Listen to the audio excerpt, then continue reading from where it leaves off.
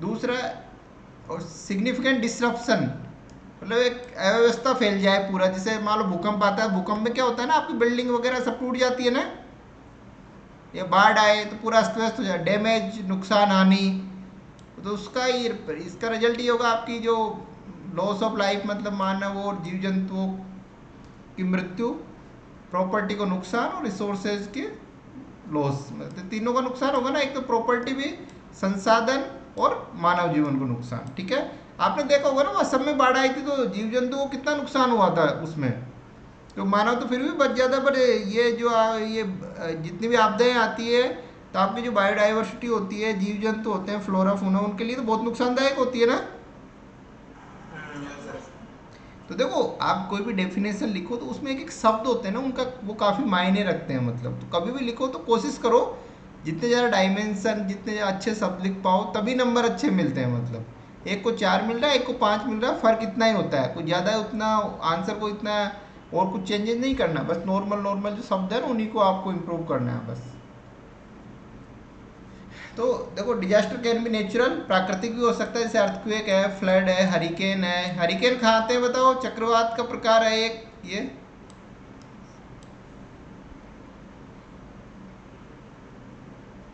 Hurricane के बारे में पता नहीं आप लोगों को, एनसीईआरटी की ज्योग्राफी पढ़ी नहीं पढ़ी आप लोगों ने 11th की? सर ट्रॉपिकल मानसून को तो हरिकेन्स के नाम से बुलाते हैं, अमेरिका की साइड। हाँ, यस यस, हरिकेन अमेरिका में हरिकेन कहा जाता है ना, मैक्सिको में, मैक्सिको। चाइना साउथ चाइना सी में शायद टाइफून बोला जाता है। यस यस, टाइफून कहा जाता है उधर, और इसको मैक्सिको खाड़ी में हरिकेन। और टार्नेडो भी इधर ही आते हैं ना, मैक्सिको खाड़ी में। तो ये ज्योग्राफी को पढ़, आप एनसीईआरटी को बार बार पढ़िए प्लीज, है ना, आपको टिप्स में होनी चाहिए ये चीज़ें। तो वो नेचुरल भी हो सकते हैं, मैन मेड भी हो सकते हैं, जैसे कोई औद्योगिक एक्सीडेंट, इंडस्ट्रियल एक्सीडेंट है, टेररिस्ट अटैक है, और न्यूक्लियर इंसिडेंट। ठीक है,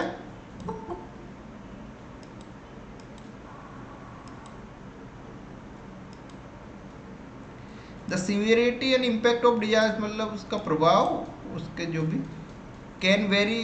देखो, इसका जो नुकसान होता है ना, इससे इसका कितना प्रभाव, कितना इम्पैक्ट है, वो डिपेंड करता है कि कई बार ज़्यादा भी हो सकता है, कई बार कम भी हो सकता है। जैसे अमेरिका में कितने तूफान वगैरह आते हैं, जापान में भूकंप आते हैं, बट वहाँ नुकसान कम होता है ना, जितने भी डिजास्टर आते हैं उनसे क्यों होता है बताओ? सब बेटर डिजास्टर मैनेजमेंट प्लान्स की वजह से। यस करेक्ट, तो इस, और सर वहाँ पे ना प्रेडिक्ट करना भी आसान रहता है, उन लोगों के वेदर फिनोमेना ऐसे होते हैं कि हम पहले से जान पाते हैं। यस करेक्ट, तो आपदा से कितना नुकसान होगा, क्या प्रभाव पड़ेगा, वो डिपेंड करता है कि जो वहाँ की कम्युनिटी है उसकी कितनी क्षमता है उसको सामना करने की, उसके पास कितने संसाधन है, वो कितनी डेवलप है, कितनी टेक्नोलॉजी है, तो उसके ऊपर डिपेंड करता है। कोई भी चीज़, अगर आपदा अफ्रीकन कंट्री में आएगी, इंडिया में आएगी और अमेरिका में आएगी, सेम आपदा का तीनों जगह अलग अलग प्रभाव होगा ना। Yes sir. ठीक है, तो वो डिपेंड करता है कि आपकी कैपेसिटी कितनी है, आपका टेक्नोलॉजी कितनी है, तो उसके ऊपर डिपेंड करता है। आप सब जगह एक ही आपदा का हर जगह सेम प्रभाव नहीं होगा, डिपेंड करेगा उसकी लोकेशन के ऊपर और वहाँ की जो कौन से कंट्री में वो आई है। ठीक है, देखो भारत में ये कुछ एग्जाम्पल लिए मैंने, डिजास्टर आए, देखो 2000 कुछ मेन, 2000 के बाद कौन कौन से डिजास्टर मेन मेन आए हैं। एक तो 2001 का गुजरात भूकंप, तो आपको पता ही है, यस सर। पढ़ा होगा ना आप लोगों ने। यस कुछ। हाँ, भुज में जो आया था 26 जनवरी को। उसके बाद 2004 में जो सुनामी आई थी। ठीक है, इसके बाद 2013 में जो उत्तरी नॉर्थ इंडिया में जो फ्लड आई थी, उत्तराखंड में, हिमाचल प्रदेश, इसमें भी काफ़ी लोग मारे गए थे ना। जी सर। यस सर ये करा हाँ यस, इसके बाद देखो ये क्या, आप एग्जाम्पल में यूज कर सकते हो, मतलब कहीं भी आप ऐसे में लिखते समय या आपको डिजास्टर, तो ये क्या, एक एग्जाम्पल हो जाते हैं, आपको सन वगैरह याद होनी चाहिए ताकि आप अपने एग्जाम, क्योंकि देखो क्वेश्चन क्या, एक कुछ फैक्ट हो और कुछ थिंकिंग प्रोसेस, आपकी तो थिंकिंग प्रोसेस इंक्रीज करो और अपने विचारों को थोड़ा सा, मतलब थोड़ा क्या व्यापक करो, मतलब कोई भी आंसर लिखना तो उसमें वो संकुचित टाइप का नहीं होना चाहिए, आपकी सोच है ना काफ़ी वाइड होनी चाहिए, थोड़ा डाइवर्सिफाई करो चीज़ों को। तो उसमें कुछ फैक्ट भी इंक्लूड कर सकते हो, कहीं से भी ले लो आप, तो चीज़ें याद होगी तभी तो आप लिख पाओगे ना। Yes sir. अगला है जो 2014 में जम्मू कश्मीर में जो बाढ़ आई थी, ठीक है। 2015 की चेन्नई फ्लड। देखो भारत में क्या है, ये जो अर्बन फ्लड का कॉन्सेप्ट नया आया ना एक,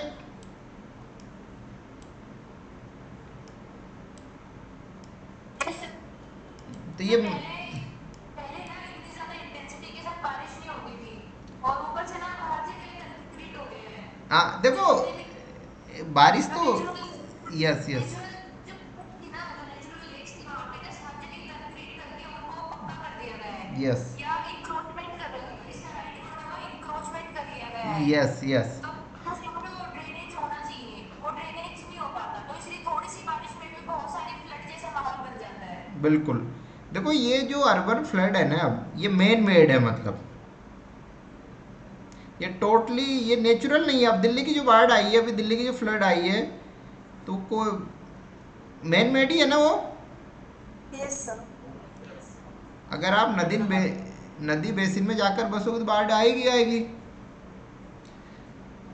एक केरला फ्लड है 18 की, ये साइक्लोन है, फानी साइक्लोन ये आया था, ये उड़ीसा और इनमें, ठीक है। साइक्लोन अम्फान अम्फान ये वेस्ट बंगाल और ये उत्तराखंड में ग्लेशियर 2021 में चमोली डिस्ट्रिक्ट में। तो ये 2010 के बाद जो और भी कई सारी आपदाएं हैं, बट ये मैं कुछ कुछ आपदाएं आपके जानकारी के लिए आप यूज कर सको, ठीक है, अपने आंसर में। उसके बाद देखो 2015 की चेन्नई फ्लड हो गई, मुंबई फ्लड भी आई थी 2017 में। इसके अलावा हैदराबाद फ्लड भी थी, और एक केरला में 2018 2020, और बेंगलुरु में, बेंगलुरु की 2022 में जो पिछले साल जी बेंगलुरु में बाढ़ आई थी ना जबरदस्त, यस सर, राइट। ठीक है। और इस साल दिल्ली की तो आई है 2023 की। और हिमाचल प्रदेश की, जो हिमाचल प्रदेश में कुल्लू मनाली में जो बाढ़ आई है, वो भी तो मतलब मानव के द्वारा इंक्रोचमेंट किया गया है, पर्यटन होटलें बनाई गई है, कंस्ट्रक्शन किया गया, उसी की वजह से तो आई है वो। ये नहीं कि नदी अपने रास्ते को नदी क्या करेगी, नदी में ही घर बना लिए लोगों ने, तो बाढ़ क्या करेगी बताइए नदी।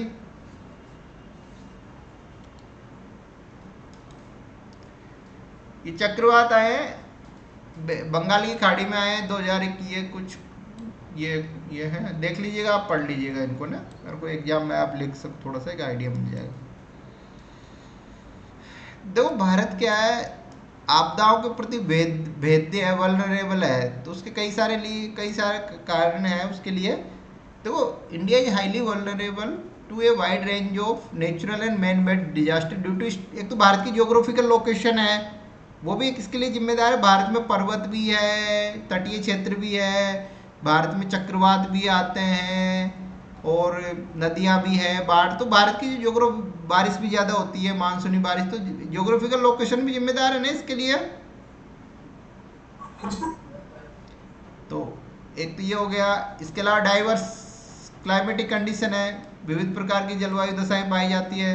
एक पॉपुलेशन डेंसिटी भी ज़्यादा है, क्योंकि जहाँ पॉपुलेशन डेंसिटी ज़्यादा होगी वहीं तो ज़्यादा नुकसान होगा।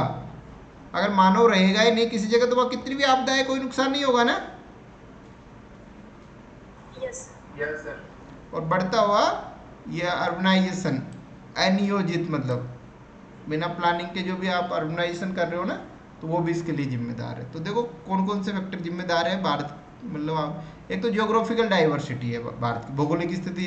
तो भारत में अर्थक्वेक भी आते हैं, बाढ़ भी आती है, साइक्लोन भी आते हैं, ड्रोट भी आते हैं, लैंडस्लाइड भी और सुनामी भी, सभी प्रकार की आपदाएं भारत में आती है ना। Yes sir. अब नेपाल है, तो नेपाल में देखो साइक्लोन नेपाल तक नहीं पहुंच पाता ना, सूखा नेपाल में नहीं पड़ता, सुनामी नेपाल में नहीं आएगी ना।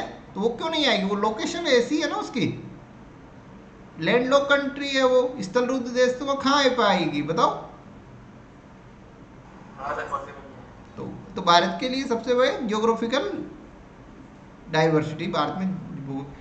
इसके अलावा भारत की जो क्लाइमेट है ना, क्लाइमेट वेरिएबिलिटी, मतलब जो जलवायु की जो परिवर्तनशीलता है ना, कई बार तो यहाँ इतनी बारिश हो जाएगी बहुत ज़्यादा, और कई बार बिल्कुल नहीं होगी, तो आपदाओं के प्रति भेद्य तो रहेगा ही रहेगा। फ्लड है, वाटर, कई बार तो ज़्यादा बाढ़ आ जाएगी, कई बार सूखा पड़ जाएगा,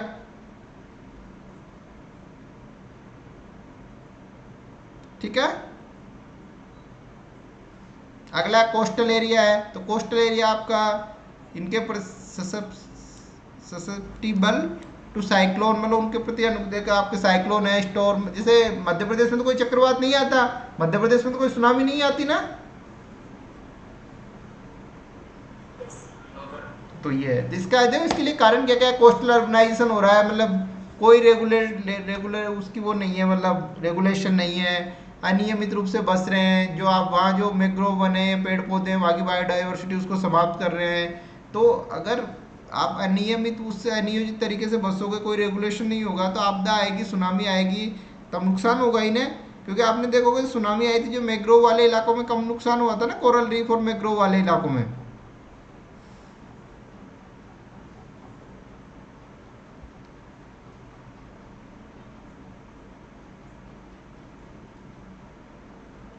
hello, yes sir, yes sir. ठीक है। अगला है भूकंपीय गतिविधियाँ। तो भारत में भूकंप, ये जो यूरेशियन प्लेट है और अपनी इंडो ऑस्ट्रेलियन प्लेट है, दोनों टकरा रही है ना एक दूसरे से, तभी तो हिमालय का निर्माण हुआ है। यस बताइए।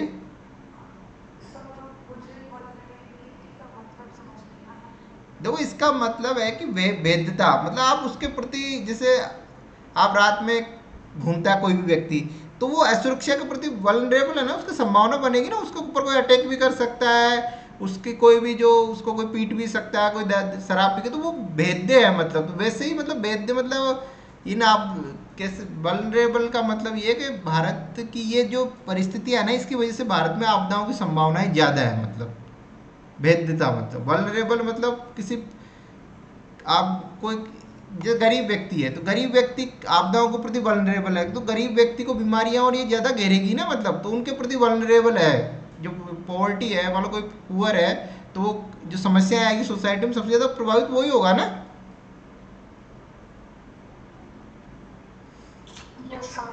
नहीं होगा क्लियर?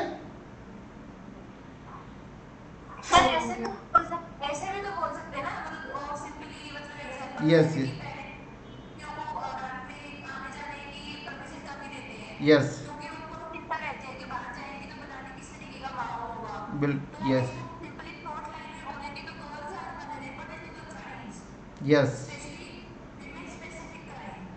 ठीक है, तो इसको ऐसे बोल देते, women are vulnerable to the gender specific crime या जेंडर डिस्क्रिमिनेशन। तो वैसे India is vulnerable to the natural disasters. Yes correct. देखो इसका और अगर व्यापक मीनिंग, तो वल्नरेबल मीन्स है being susceptible to harm either physically emotionally और सोशली। इट इंडिकेट, रुको एक minute, it indicates a state of being open to potential danger, risk, negative influence due to various factors such as weakness, lack of protection और sensitivity. हाँ बोलिए, अब बोलिए।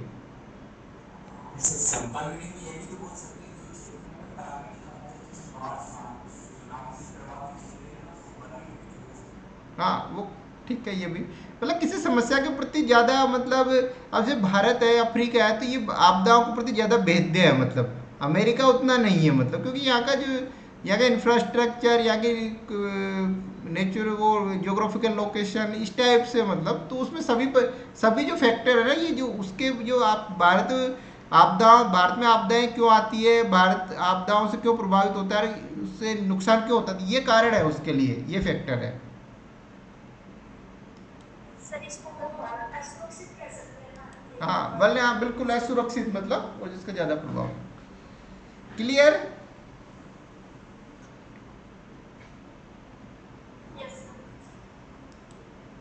ठीक। अगला है पॉपुलेशन डेंसिटी। अगर भारत में पॉपुलेशन नहीं होगी तो कितनी भी आपदाएं आ जाए, तो आपदा का वही होता है ना, आपकी या बायोडाइवर्सिटी को नुकसान है, या इंफ्रास्ट्रक्चर को नुकसान है, या मानव को नुकसान है। अगर आप रेगिस्तान में खूब ही बाढ़ आए, कितना कोई ज़्यादा प्रभाव पड़ता है। अगर वही बाढ़ यमुना में आती है तो कितना नुकसान होता है दिल्ली में। अगर जैसलमेर की तुलना में बाढ़ अगर यहाँ दिल्ली में आएगी तो दिल्ली में ज़्यादा नुकसान होगा ना, क्योंकि वहाँ पॉपुलेशन डेंसिटी ज़्यादा है। ये ठीक है।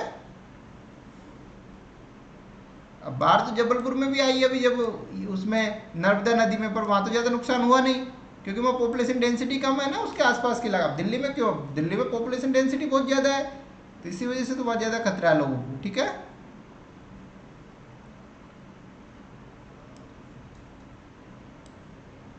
मतलब ये कहना ये चाह रहे हैं कि ये कारक है जो आपदाओं को और तीव्र आपदाओं की जो आपदाओं से होने वाले नुकसान और आपदाओं की जो तीव्रता है उसको बढ़ाते हैं, मतलब ठीक है।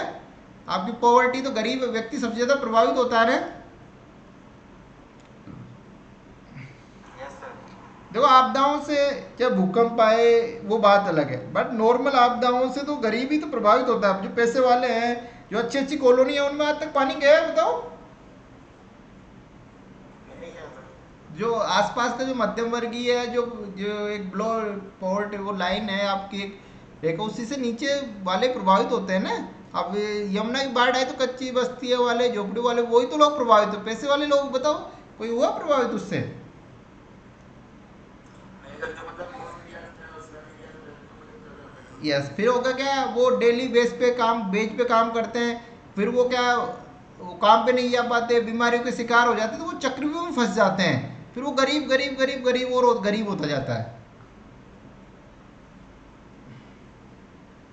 ठीक है। है। यस। अगला है एग्रीकल्चर डिपेंडेंसी। देखो आपदाएं आती है सबसे ज्यादा, जो आपकी जैसे सूखा, ड्रोट है, फ्लड है, इससे सबसे ज्यादा नुकसान एग्रीकल्चर को होता है ना। जो किसान सबसे ज्यादा प्रभावित होता है, जो सर्विस सेक्टर पे डिपेंड है, जो सरकारी नौकरी वाले, उनको क्या फर्क पड़ेगा बताओ,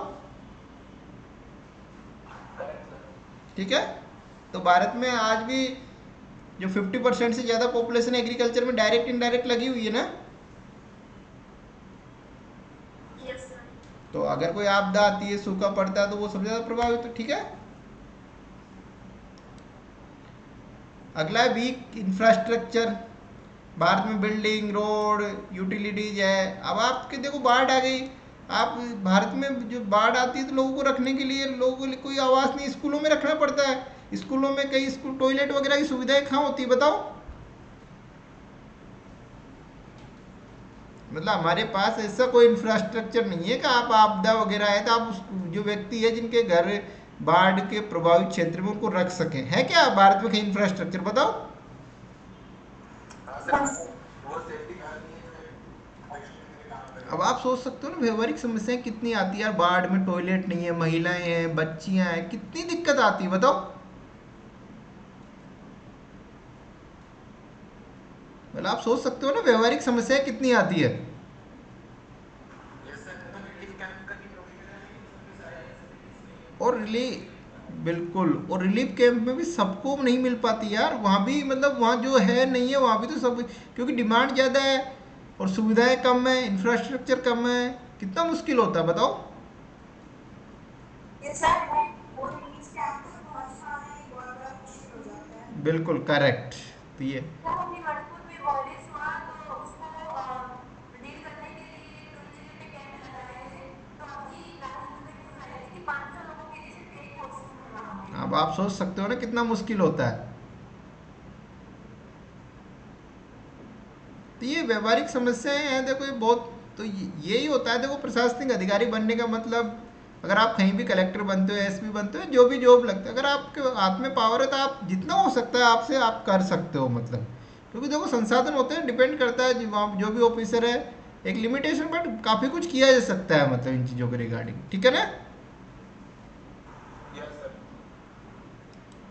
लैक ऑफ अवेयरनेस, लोग जागरूक नहीं है, जागरूकता का अभाव है, ठीक है यार। लोगों को रोटी कपड़ा ये बेसिक मिल ही नहीं रहा कुछ, तो उनको आपदाओं से क्या फर्क पड़े। तो ये भी मतलब जागरूकता, जानकारी नहीं है लोगों को, ठीक है। आज भी लोगों को सांप खा जाता है यार, हॉस्पिटल में नहीं लेके जाते गाँव में लोग। अभी मैं मेरी बुआ जी से बात कर रहा था, तो उनके गांव में किसी को सांप वाप खा गया, तो मैंने बुआ जी से कहा कि उनसे कहो कि उसको डॉक्टर को लेके जाए, पर बुआ जी ने कहा कि भाई अपन ने कह दिया, मान लो तो अपने ऊपर है। तो ये मतलब गांव में आज भी मतलब डॉक्टर के वहाँ ले जाने में डर, लोग क्या देवी देवताओं के प्रति विश्वास रखते हैं। तो ये भी तो एक मतलब जागरूकता का अभाव की वजह से ही है ना। ये सब उसकी वजह से सर हमारे घर में भी डेथ यस हाँ, तो बहुत बिल्कुल। सारे। तो ये जागरूक अवेयरनेस नहीं है लोगों में, ठीक है ना। सर हॉस्पिटल में लेके नीलम और पास में कुछ ऐसे भगवान जी होते हैं ना, तो उनके यस पास भी हाँ लेके बिल्कुल, अरे पूरे हिंदुस्तान की यही कहानी है।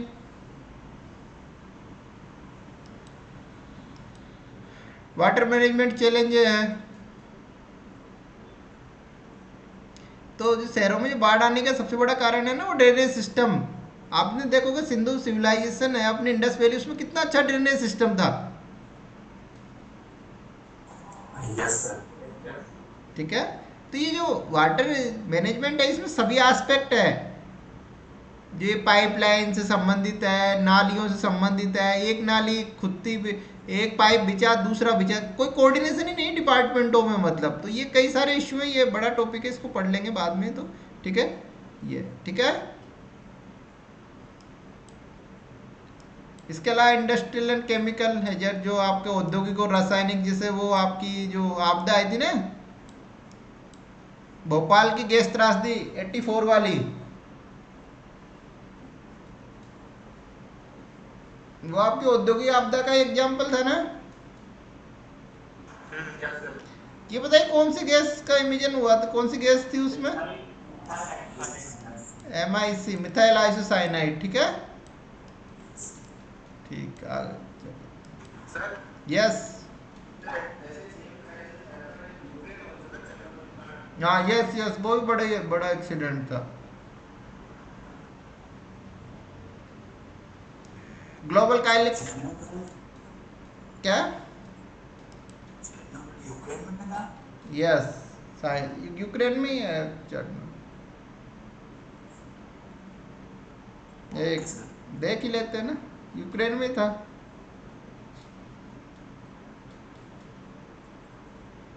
सर लेबनान वाला केस भी है सर। यस, हाँ उधर भी होता ना।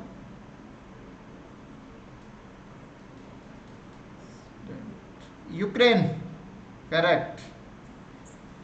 Okay sir okay. सोवियत संघ के यूक्रेन। देखो कोई भी कंफ्यूजन हो तो उसको वेरीफाई कर लेना चाहिए मेरे हिसाब से, मतलब गूगल पे, तो ठीक रहता है। मतलब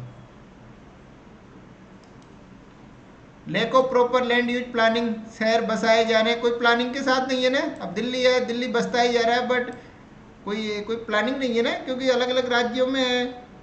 यूपी, हरियाणा, राजस्थान, अगर एक प्रॉपर प्लानिंग के साथ बसाए तो वो अच्छा रहेगा ना भाई। कितना उस पर आपको रोड के लिए कितनी जगह छोड़नी है, आपके जो नेचुरल लेक वगैरह थी उनके लिए जगह छोड़नी कि नहीं छोड़नी।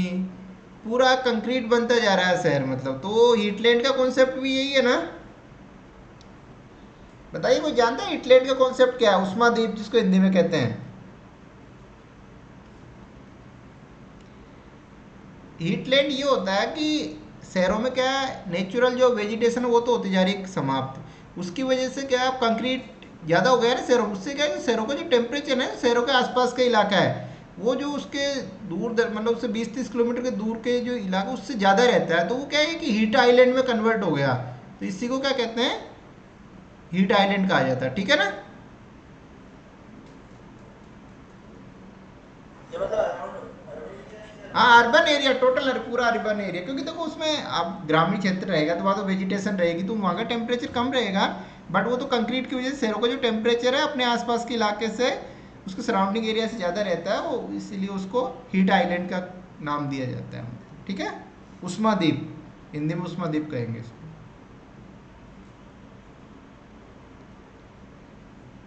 ठीक है, yes sir. Health and disease concern, क्योंकि आपदाएं आती है उसके साथ साथ ही वाटर से संबंधित और ये भी डिजीज फैलती है ना। तो क्लियर, अब देखो 14 पॉइंट है यार, 3-4 पॉइंट भी याद रह जाएंगे ना आप, काफ़ी है। ठीक है, आगे बढ़े। Yes sir.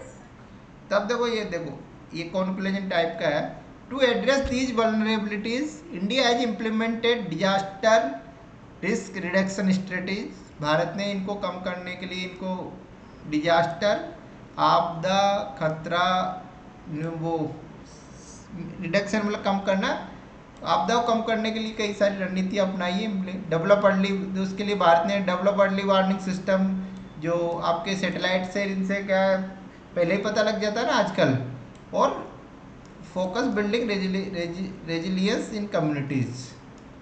देखो दो तीन चीज। अब एक तो सबसे पहले तो क्या है, जो आपका रिस्क है, जो डिजास्टर से जो खतरा होता है उसको कम करने के लिए कई सारी रणनीति अपनाई है, और जो पूर्व सूचना तंत्र की डेवलप किया। पहले क्या है इनका बहुत पहले जो चक्रवात आते थे उनसे ज़्यादा नुकसान होता था ना, अब क्यों नुकसान अब कम क्यों होता है नुकसान, बताइए इसका रीज़न क्या है? क्योंकि भारत में क्या ये आपको सैटेलाइट वगैरह से, इनसे इसरो के द्वारा जो तकनीक वगैरह डेवलप की गई ना, उससे पहले ही पता लग गया था कि चक्रवात की लोकेशन क्या है। जैसे अभी विपर जो आया था तो पूरी लोकेशन पता थी ना, ये सब प्रेडिक्ट कर पा रहे थे। बिल्कुल, तो अब नुकसान नहीं होता नहीं इतना। यस। सब लोग पहले से प्रिपेयर हो जाते हैं। यस करेक्ट, तो काफ़ी सुधार हुआ पहले की तुलना में। आजकल पहले क्या रेडियो होते थे लोगों के पास, अखबार होते थे, तो सूचना बहुत धीरे धीरे पहुंच पाती थी। आजकल क्या है, फेसबुक सोशल मीडिया, तुरंत इंफॉर्मेशन पहुंचती है।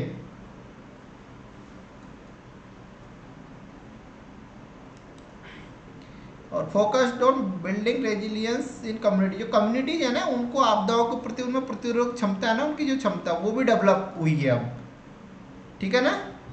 लोगों को जानकारी हुई है, लोगों के पास पैसा भी आया है, लोगों को सरकार के द्वारा भी सुविधाएं प्रोवाइड की जाती है, कैपेसिटी बिल्डिंग, सब इसमें बहुत सारे पॉइंट इंक्लूड है, ठीक है। तो इसमें सबसे ज़्यादा दो भारत में डिजास्टर मैनेजमेंट के रिगार्डिंग सबसे बड़ी एजेंसी कौन सी है? National disaster management yes, authority. राष्ट्रीय आपदा प्रबंधन प्राधिकरण, नेशनल डिजास्टर मैनेजमेंट अथॉरिटी। अगर कोई आपदा के रिगार्डिंग कोई क्वेश्चन आता है तो इसका अगर आपने नाम नहीं लिखा तो अगर आपका आंसर अधूरा है, मतलब ये ध्यान रखिएगा, मतलब ठीक है ना। इस पर डिस्कशन भी आते हैं सब। हाँ, आते ही रहते हैं ये तो मेन है ना। तो ये कौन सा एक्ट आया था, कब आया था इसके रिगार्डिंग जो एक्ट लाया गया था भारत में सबसे पहले, जब ये उसके तहत ये बनाया गया है? 2005 वाला सर। हाँ 2005, ठीक है। तो इसमें देखो ये रहती, इसका आगे पढ़ेंगे विस्तार से कौन कौन, एक तो ये है। इसके अलावा देखो जब आपदा आती है तो कौन कौन से संगठन, कौन कौन से मिनिस्ट्री, देखो एक होम मिनिस्ट्री के अंडर में आती है, ध्यान रखिएगा। इसके अलावा कई जो गवर्नमेंट स्वास्थ्य विभाग भी है, आपका पीडब्ल्यूडी वो जिसमें जल संबंधित होता है ना, कौन सा विभाग होता है जल, जिसको वाटर से रिलेटेड देखता है, पंचायती राज, अर्बन लोकल बॉडीज का, इनका भी योगदान होता है ना उसमें। Yes sir. इसके अलावा एनजीओ भी अपना रोल निभाते हैं। देखो ये क्या, ये इनके कोऑर्डिनेशन, प्रिपेयरनेस मतलब तैयारी, रेस्पॉन्स, रिकवरी, मिटिगेशन है, तो आगे पढ़ेंगे इनके बारे में अलग अलग, ठीक है।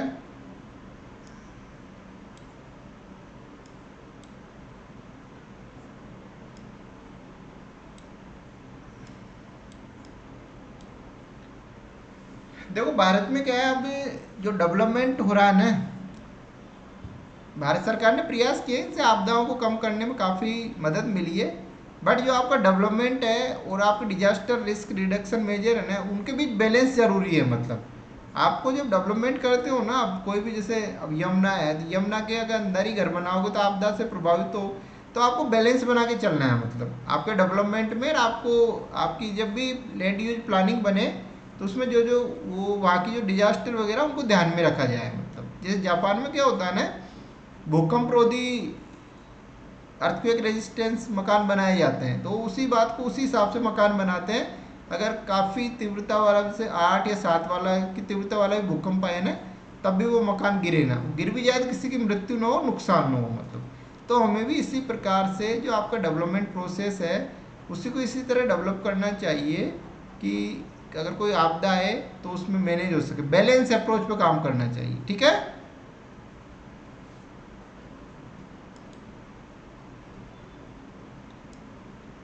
देखो डिजास्टर कितने प्रकार, देखो नेचुरल डिजास्टर हो गए, तो ये जियो फिजिकल है, भूभौतिकी, जिसमें आता है आपका सुनामी, ये वोल्केनिक, ये जो आपकी जो पृथ्वी के अंदर, जो धरातल के अंदर जो गतिविधियां होती हैं उनकी वजह से आते हैं ये, मतलब ठीक है।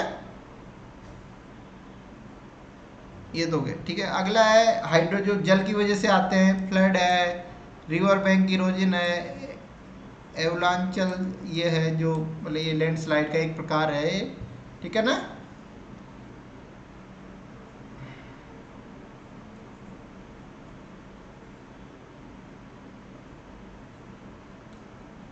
इस ग्रुप में ज्योग्राफी के कितने स्टूडेंट हैं? Hello, Avalanches. ज्योग्राफी के कितने लोग हैं इस ग्रुप में, मतलब जिनकी ज्योग्राफी ऑप्शनल है? एक ही है शायद, है ना?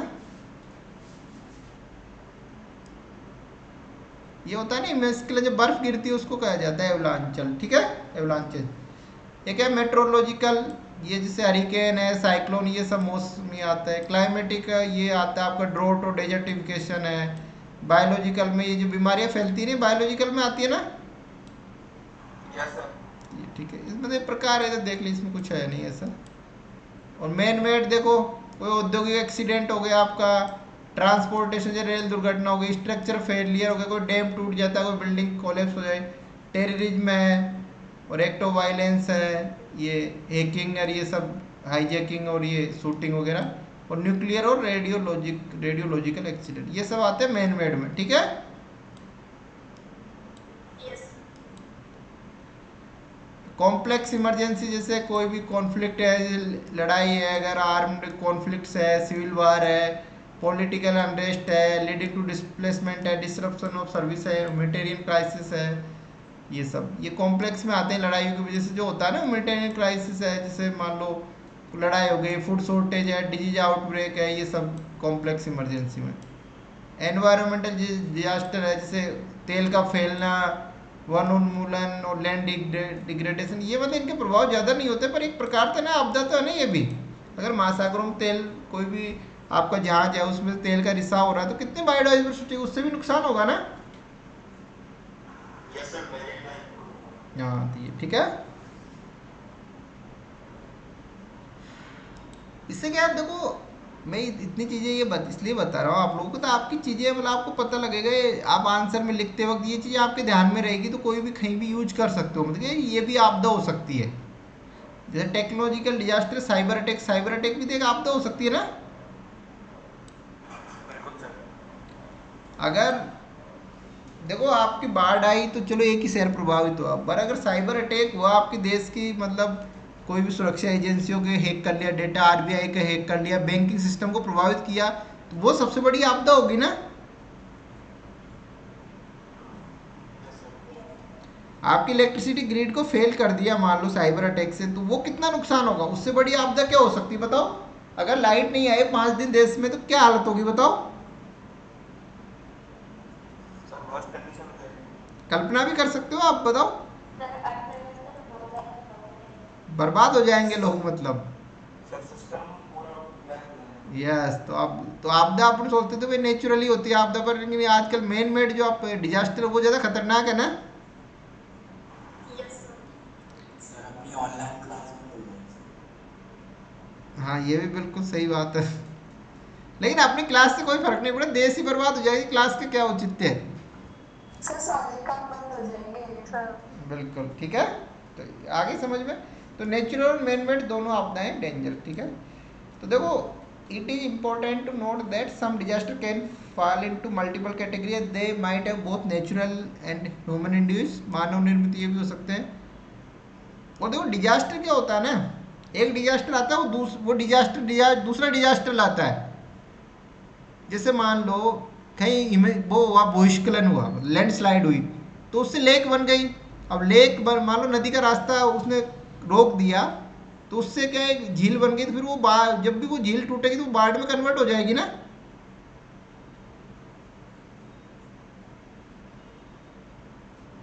Yes sir. तो ये जो एक आपदा होती है ना, वो दूसरी आपदा को लाए। जैसे मान लो अर्थक्वेक है, तो अर्थक्वेक सुनामी लाता है ना। Yes sir. जैसे अर्थक्वेक होगा, तो जैसे मान लो हिमालय में अर्थक्वेक है, लैंडस्लाइड होगा, बाढ़ आएगी, डैम टूटेगा, तो कितने सारे मतलब उसके उसके इफेक्ट होते हैं ना, वो लॉन्ग टर्म में जाते हैं, मतलब तो उसके कितने, तो जो बाढ़ के कास्केडिंग इफेक्ट का मतलब, कैस्केडिंग इफेक्ट मतलब उसके क्या क्या प्रभाव, आगामी प्रभाव क्या क्या, मतलब उससे क्या क्या वो, ठीक है ना। ठीक है।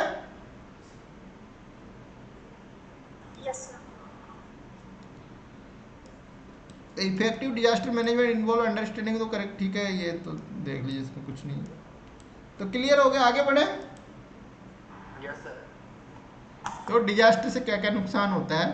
डिजास्टर आपकी कैपेसिटी के ऊपर डिपेंड करता है कि आपकी कैपेसिटी कितनी है। अगर आप में अच्छा तंत्र इंफ्रास्ट्रक्चर है, टेक्नोलॉजी है, तो नुकसान कम होगा। अगर आपके पास इंफ्रास्ट्रक्चर टेक्नोलॉजी वगैरह नहीं है तो आपको नुकसान ज़्यादा होगा। ठीक है, तो देखो इसका प्रभाव इंडिविजुअल पे अलग पड़ता है, कम्युनिटी, इकोनॉमिक, एनवायरनमेंट। देखो जो शहरी क्षेत्र में जो लोग रहते हैं उनकी तुलना में जो ग्रामीण क्षेत्र है, अगर बाढ़ आती, सूखा आती, तो वो लोग ज़्यादा प्रभावित होते हैं ना। जैसे शहरी की जो आउटर इलाके में जो लोग रहेंगे वो ज़्यादा प्रभावित होंगे ना। जैसे यमुना में बाढ़ आई, कौन प्रभावित हुआ? तो दिल्ली के बीच में रहने वाला कोई व्यक्ति है, गवर्नमेंट सर्वेंट, वो प्रभावित हुआ उस बाढ़ से। No sir. तो प्रत्येक व्यक्ति के लिए वो अलग अलग मायने हैं, उसकी इकोनॉमिक कंडीशन, उसकी लोकेशन के हिसाब से। कम्युनिटीज़ के लिए अलग अलग, जो कम्युनिटी जिस काम में उसके लिए अलग मायने हैं। अर्थव्यवस्था, जिसको मान लो आप गवर्नमेंट जॉब, आपको तो फिक्स सैलरी मिलनी है, बट जो डेली वेज वाला मजदूर है, रिक्शा वाला, उसके लिए तो उसके अलग मायने हैं ना उस बाढ़ के। यस। एनवायरनमेंट के लिए उसके क्या मायने, तो ये क्या अलग अलग व्यक्ति को अलग अलग वो प्रभावित करती है बाढ़। एक ही देश में रहने वाले व्यक्तियों के लिए उसके अलग अलग मायने होते हैं। जैसे बारिश आती है तो शहर वाले सोचते हैं बड़ा अच्छा मौसम हो गया, बट जैसे अब गेहूँ फसले, गेहूँ काटने का टाइम, उस टाइम बारिश आती है तो किसान के लिए तो बड़ी चिंता होती है ना। मतलब घटना एक ही है, बट उसकी मतलब उसको फील करने का दो व्यक्तियों के लिए अलग अलग, उसके लिए अलग अलग मायने हैं ना उस चीज़ के। ये सर पॉजिटिव और नेगेटिव एक्सपीरियंस। यस, ठीक है। यस सर, हर साल सर रबी की और खरीफ की फसल खराब होती है, जैसे मानसून में अगर देखें ना तो हर बार खरीफ हाँ, वो सभी बारिश होती है सभी जगह, मतलब होती है। ठीक है, सर जैसे होली आते हैं तो यूपी एमपी इंडिया में इसको पसंद किया जाता है, लेकिन वो होली पूरे शुद्ध होगा। बिल्कुल करेक्ट। उनके लिए वो पिकनिक टाइप का, अगर अच्छा मौसम हो गया, अच्छा क्लाइमेट हो गया घूमने, बट किसान के लिए तो वो बहुत नुकसानदायक होता है ना, उसका तो पूरा सब कुछ खत्म हो जाता है ना। Yes sir. तो जो सर यस यस यस, ये ऑपोजिट में राउंड भी हो जाता है, वो भी शहरों में ज्यादा बारिश हो जाती है, गाँव में ही होती है। हाँ बिल्कुल करेक्ट, ये भी हो जाता है कई बार। पहले सर एमपी में सोयाबीन का प्रोडक्शन बहुत ज़्यादा होता था, लेकिन पिछले कुछ दशक है ना, 7-8 साल से सोयाबीन डेली सीजन की फसल को खत्म बारिश होता ज़्यादा ही है। होती है ना, तो उस वजह से। तो ठीक है, तो उसका इम्पेक्ट है ना कई फैक्टरों पर डिपेंड, कई फैक्टर मायने रखते हैं उसमें। जो आपकी वल्नरेबिलिटी वाले वो सब फैक्टर है, वो अगर वो उन उसके अकॉर्डिंग ही आपदा प्रभावित करेगी। ठीक है, तो देखो इसके क्या क्या इम्पैक्ट हो। एक तो लॉस ऑफ लाइफ और इंजरी, पहला पॉइंट। ठीक है, तो क्लियर है। इंफ्रास्ट्रक्चर डैमेज, आपदा आएगी तो इंफ्रास्ट्रक्चर, रोड वगैरह वगैरह नुकसान होगा ना। डिस्प्लेसमेंट हो जाएगा, विस्थापन, होमलेसनेस, मतलब आपका घर छूट जाएगा। जैसे कहीं बाढ़ आती है कहीं भी, तो आपको वो राहत कैंपों में बसाया जाता है, आपका घर तो छूट ही जाता है ना आपसे। इमरजेंसी शेल्टर हो, होम इनमें बसाया जाएगा तो घर पे कौन रहेगा, वो तो ठीक है ना। बाढ़ में अगर डूब गया तो आर्थिक नुकसान, ठीक है, प्रॉपर्टी का नुकसान हो जाता है, रोजगार, ये सब। एनवायरनमेंट को नुकसान होता है, जैसे पोल्यूशन है, deforestation, soil erosion, habitat destruction, ये ठीक है ना। हेल्थ केयर क्राइसिस, बीमारी, अब दिल्ली में जैसे बीमारी बढ़ रही है, इसके बाद से बाढ़ आई है, बाढ़ के बाद कई टाइप की जो मौसमी बीमारी है वो बढ़ेगी ना।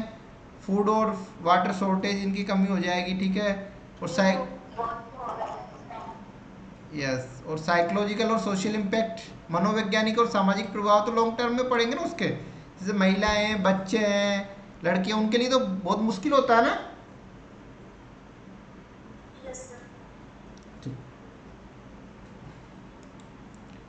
एजुकेशन, आपके जो लॉन्ग टर्म डेवलपमेंट, सेटबैक, आपका विकास प्रभावित होगा सब। ये एजुकेशन, हेल्थ केयर, पॉवर्टी, ये सब आपके जो भी गवर्नमेंट की डेवलपमेंट स्कीम वगैरह, क्योंकि जब रोटी कपड़ा मकान ही नहीं मिलेगा तो फिर डेवलपमेंट तो बाद की बात है ना। और आपके जो ह्यूमैनिटेरियन क्राइसिस, मतलब जो आपके जो संसाधन है वो ये रिलीफ है, रिकवरी एफर्ट, इनमें लग जाएंगे ना इमरजेंसी के लिए। सेकेंडरी इफेक्ट, देखो कई प्रकार आपदाएं, जैसे मैं बताया था ये सुनामी की, अर्थक्वेक, और इनसे क्या बाढ़, और ये दूसरी जो आपकी ये दूसरी जैसे मान लो लैंडस्लाइड से कोई नदी का रास्ता, वो दूसरी आपदाओं को बढ़ाते हैं, मतलब उनके कई आगे लॉन्ग टर्म इफेक्ट मिलते हैं। ठीक है ना। कल्चरल लॉस है, सांस्कृतिक नुकसान, कई हिस्टोरिकल इमारतें हैं वो ख़त्म हो जाती है, लोग एक साथ रहते हैं, आपदाओं में बिछुड़ जाते हैं, तो आपकी जो कल्चर है वो तो ख़त्म हो जाएगी ना। सर जैसे वो इंदिरा पॉइंट हो गया था। Yes yes yes yes yes correct. Impact on vulnerable population, vulnerable population कौन कौन आएगा, देखो जो बुजुर्ग है, चिल्ड्रन है, जो डिसेबल है, और जो मार्जिनलाइज कम्युनिटी मतलब जो पॉवर्टी में है रहते, ये सब ज़्यादा प्रभावित होंगे ना, ये ज़्यादा वल्नरेबल है ना आपदाओं के प्रति। Yes sir. ठीक है, तो एक ही घटना अलग अलग व्यक्तियों को अलग अलग प्रभावित करती है। अगर इस पे कोई ऐसे लिखने के लिए कहे तो लिख सकते हो ना। Yes sir. एक ही घटना अलग अलग व्यक्तियों को अलग अलग तरीके से प्रभावित करती है। ठीक है, तो वो वैसा ही है। तो clear, effective disaster management involve not only responding to immediate impact but also addressing long term recovery, rebuilding, resilience building strategy, reduce disaster risk, improve preparedness, promote community involvement. ये सब देखो इसमें क्या एक फैक्ट्री काम नहीं करता, जब जब वो आगे पढ़ेंगे पूरा, ये तो कुछ नॉर्मली है। तो जो आपकी तैयारी है, आपका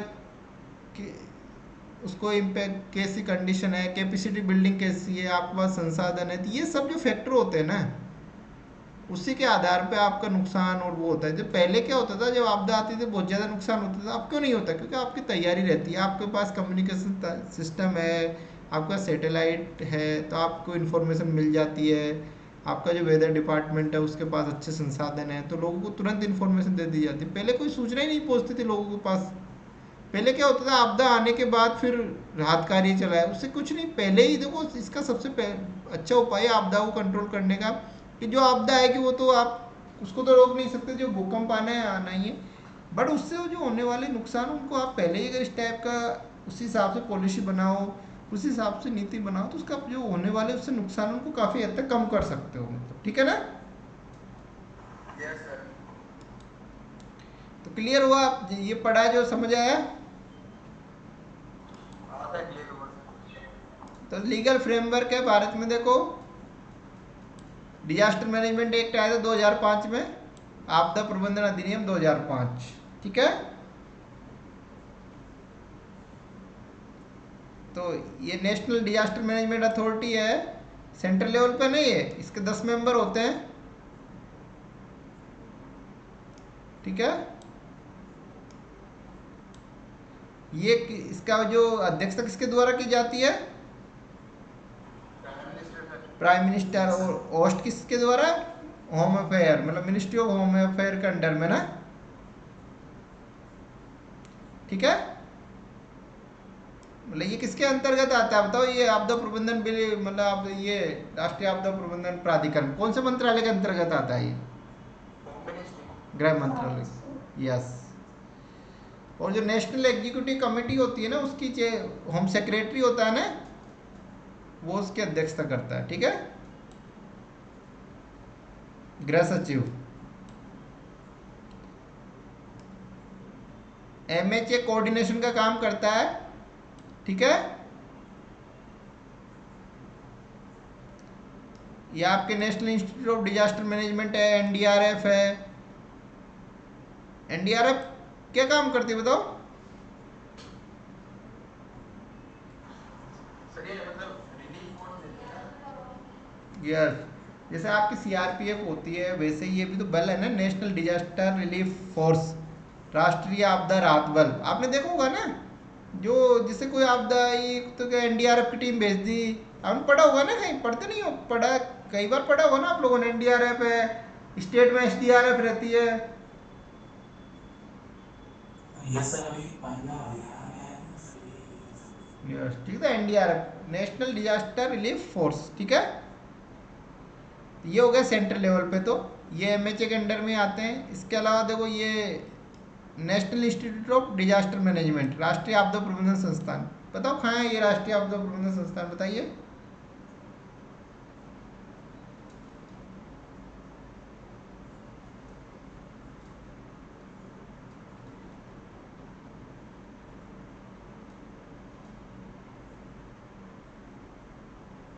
बताओ कहाँ?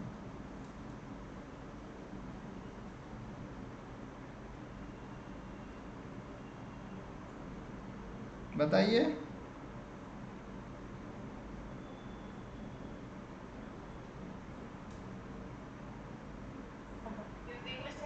दिल्ली में है। करेक्ट, सही है, रोहिणी दिल्ली। तो मेरा ये है कि आप लोगों से पूछने का, गूगल पे देख के ही बता दो, पर बताओ उससे आपकी क्या वो रिसर्च वो होती है ना, चीज़ों को देखने की वो मतलब वो बढ़ेगी मतलब। तो इसलिए मैं थोड़ा सा, सर हाँ बोलो। Sir that full form of NDRF is some extend that is showing national disaster relief fund somewhere it's showing as force. So what's the correct not a force? तो ये एनडीआरएफ थी तो बल है, वो कोर्स भी होता है, वो भी है, दोनों ही है मतलब। पर यहाँ इससे का मीनिंग उससे एनडीआरएफ से ही है मतलब, फोर्स से मतलब। वो भी होता है, फंड भी है, वो भी इसमें एक कॉन्सेप्ट है। बट यहाँ जो मेन है ना इसका, जो आपके अधिनियम का, जो एक तो नेशनल डिजास्टर मैनेजमेंट अथॉरिटी है, एक ये संस्थान और एक ये बल है मतलब एनडीआरएफ। ठीक है। Okay sir. आपको ये इम्पोर्टेंस किसकी ज़्यादा है, क्योंकि तो आप ज़्यादा कोर्स का नाम तो कोई, कोर्स तो कभी बहुत कम यूज, जो जब भी उसको यूज कर वो अलग है, पर जो बल है वो ज़्यादा मायने रखता है ना। Yes sir. ठीक है। अब स्टेट गवर्नमेंट है, तो स्टेट गवर्नमेंट में देखो स्टेट डिजास्टर मैनेजमेंट अथॉरिटी है, इसका इसका मुखिया कौन होता है, chief minister with other 8 members. ठीक है। और स्टेट एग्जीक्यूटिव कमेटी का कौन होगा चेयरमैन, चीफ सेक्रेटरी, मुख्य सचिव राज्य का। अब इसके अलावा डिस्ट्रिक्ट एडमिनिस्ट्रेशन है, म्यूनसिपलिटी है, पंचायती, ये देखो स्टेक होल्डर है, ये सब जुड़े हुए होते हैं मतलब। तो मेन जो वर्क करता है ये जो आपदा को, तो ये तो निचले स्तर पे तो ये ना, लोकल लेवल पंचायत और नगर निगम।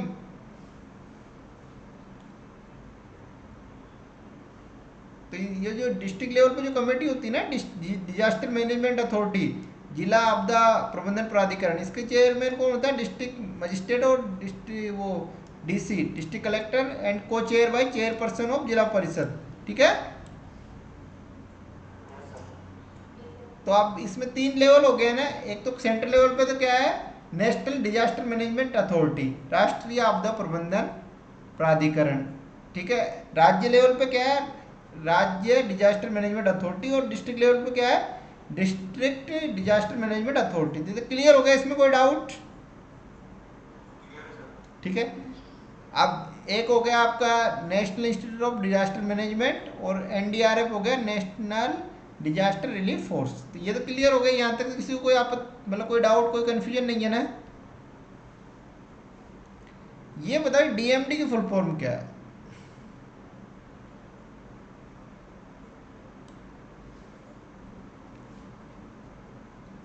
बताइए। सर ये डिस्ट्रिक्ट मैनेजमेंट डिजास्टर है सर।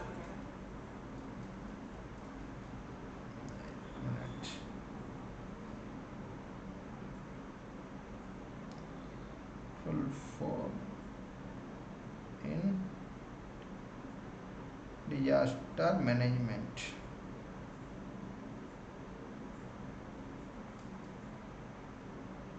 Disaster management. फिर तो डिजास्टर में डिपार्टमेंट बताना सर। सही डिजास्टर मैनेजमेंट डिवीजन बताना है इस एमएच की वेबसाइट पर। इसका रीजन बता रहा वही है जो एमएचए की साइट पे है ना, डिजास्टर मैनेजमेंट डिवीजन, वही होगा इसका। ठीक है।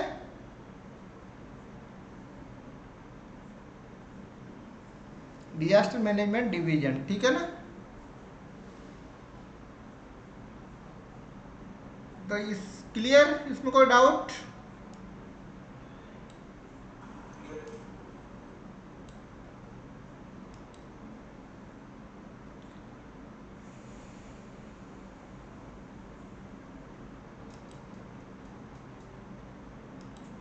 देखो ये आपका the disaster management act of 2005 is an important legislation in India that provide.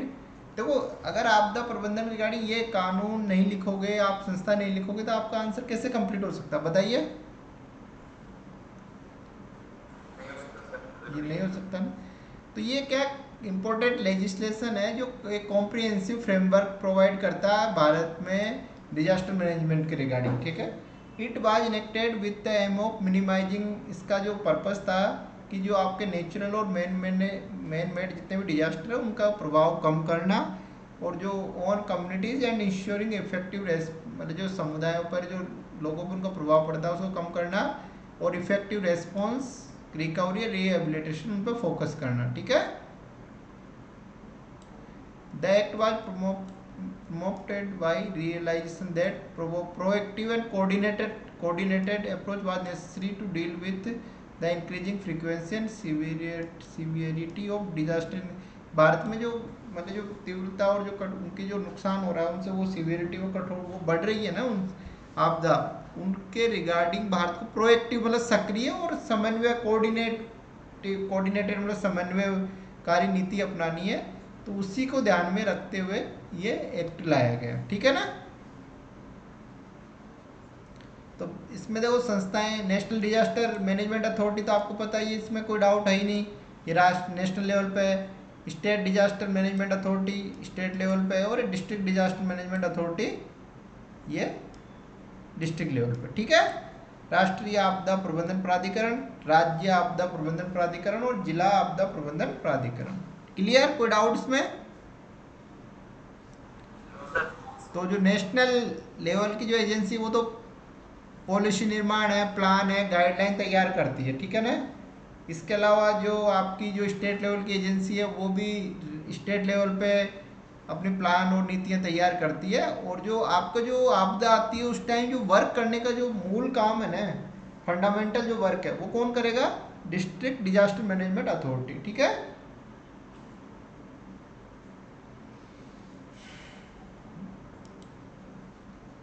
इसके अलावा नेशनल प्लान, स्टेट प्लान, ठीक है ना, तो ये उसी के अकॉर्डिंग राष्ट्रीय प्लान में पूरे देश को ध्यान में रखते हुए एक नीति योजना बनाओ, स्टेट प्लान में स्टेट को ध्यान में रखते हुए डिस्ट्रिक्ट में डिस्ट्रिक्ट को ध्यान में रखते, ठीक है। अगला हो गया डिजास्टर रेस्पॉन्स फंड और नेशनल डिजास्टर रेस्पॉन्स फंड, ठीक है। ये कोष, ये क्या है, कोष है ताकि जो आपदा आती है ना उस टाइम इस कोष से पैसा दिया जा सके, मतलब ये नेशनल लेवल पे भी होता है, स्टेट लेवल पे भी होता है, ठीक है।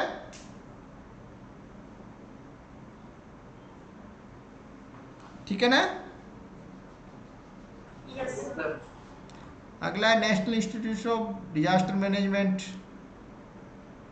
जो इसके रिगार्डिंग उनको एज NDRF है, उनको कैपेसिटी बिल्डिंग है, स्टेट गवर्नमेंट का कोई भी स्टेट के कोई भी मान लो जो गवर्नमेंट कर्मचारी इससे जुड़े हुए उनको प्रशिक्षण देना, इससे जुड़े हुए लोगों को ट्रेनिंग देना, ठीक है। कैपेसिटी बिल्डिंग, क्षमता निर्माण। Power and responsibility, the act grant the power to various, तो ये क्या एक्ट होता है ना, आप जैसे कोरोना के टाइम पे राष्ट्रीय आपदा प्रबंधन अधिनियम के तहत ये पावर भी प्रोवाइड करता है ना। गवर्नमेंट अपने हिसाब से प्रतिबंध लगा सकती है ना, ये पावर गवर्नमेंट को पावर भी प्रोवाइड करता है ना। हेलो, गवर्नमेंट को पावर प्रोवाइड करता है ना, गवर्नमेंट अपने हिसाब से कोई भी प्रतिबंध लगाना हो कुछ कर सकती है ना आपदा को रोकने के लिए। जो कोरोना काल में लगाए जितने भी प्रतिबंध वो इसी के तहत तो लगाए गए थे ज्यादातर प्रतिबंध।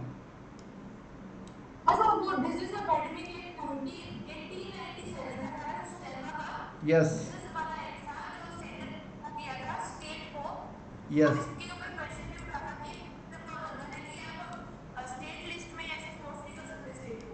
यस, बट वो देखो उसमें केंद्र सरकार ने कई सारी चीजें थी, बट उसमें क्या वो सिचुएशन ही ऐसी थी ना, उसकी आलोचनाएं भी हुई पर जरूरी भी थी कई सारी चीजें।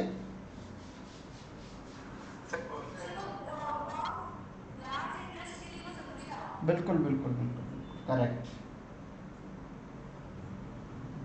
बोलो एक्ट का नाम वापस बोलिएगा दोबारा, एक्ट का नाम वापस बोलिएगा। यस ठीक, yes yes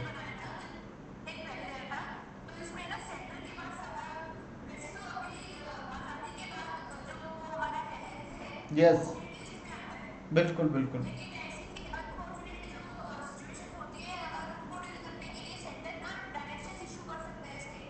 yes yes yes yes, ठीक, करेक्ट। तो क्लियर, कोई डाउट इसमें यहाँ तक?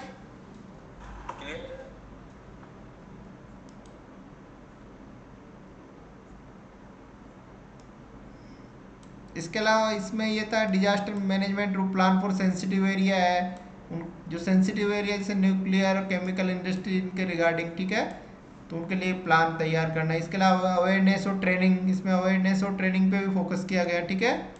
कोऑर्डिनेशन एंड कोलैबोरेशन, समन्वय और सहयोग, ठीक है। जैसे विभिन्न प्रकार की एजेंसी है ना, जैसे डिफरेंट एजेंसी है, नॉन गवर्नमेंटल ऑर्गेनाइजेशन है, अदर स्टेक होल्डर है, क्योंकि जब तक आप सभी को भागीदार नहीं बनाओगे, आपकी जो भी प्रोसेस है या जो भी जिस आपदा को नियंत्रित, तो आप सक्सेस नहीं हो सकते ना, सफल नहीं हो पाओगे ना। बताओ, सफल हो सकते हो कंट्रोल करने में? तो सबको साथ लेके ही चलना पड़ेगा ना आपको।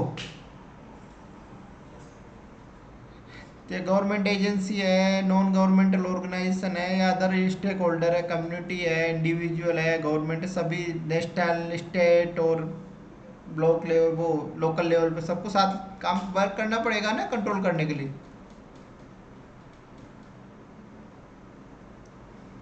तो आपका जो disaster management act 2005 play crucial role, तो आपके जो डिजास्टर मैनेजमेंट एफर्ट्स है उनको मतलब गाइड करने में, उनको निर्देशित करने में महत्वपूर्ण भूमिका निभाता है, ठीक है।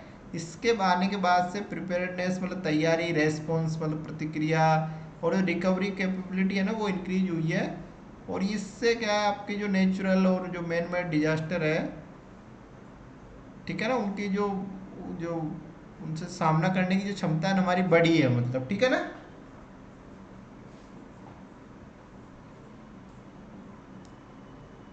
ठीक, आगे बढ़े, क्लियर?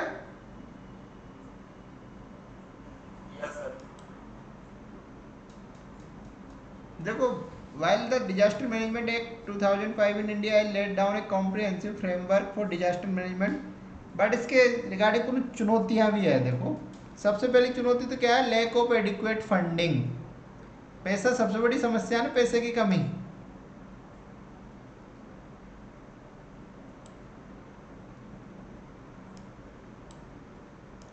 जो नेशनल डिजास्टर रेस्पॉन्स फंड है और जो स्टेट डिजास्टर रेस्पॉन्स फंड है, कोर्स बना दिए, बट उनमें इतना अलोकेशन होता ही नहीं है जो आप मतलब इन्हें सफिशिएंट फंड है, मतलब पर्याप्त फंड है ही नहीं जो आपकी जो कोई आपदा है उस पर, उसके रिगार्डिंग अगर आपको ज़रूरत है तो आप उसको मैनेज कर सको, क्योंकि इतना होता ही नहीं फंड, उसमें काफ़ी कम पैसा है। तो इसमें सबसे बड़ी समस्या तो है लैक ऑफ एडिक्वेट फंडिंग, ठीक है। दूसरा कोऑर्डिनेशन चैलेंज। अब जैसे आपको ये बताइए, दिल्ली में की बाढ़ में, जब दिल्ली में बाढ़ आई तो केजरीवाल कह रहा है कि हरियाणा ने वो वहां से आ रही है, हम कुछ नहीं कर सकते, तो एक दूसरे के ऊपर आरोप लगाए जाते हैं ना।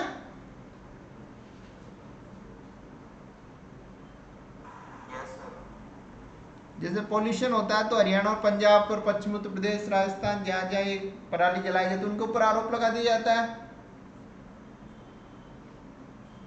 और ये नहीं, जो लोग इतने व्हीकल चलाते हैं, जो कंस्ट्रक्शन हो रहा है दिल्ली में, जो पोल्यूशन बढ़ रहा है, वो नहीं दिखता, बस क्या वो पराली की वजह से पोल्यूशन हो रहा है, मतलब ऐसा ही होता है ना।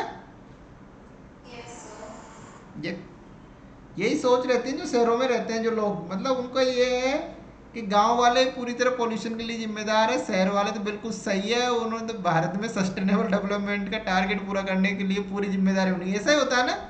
गलत कह रहा हूँ, बताओ।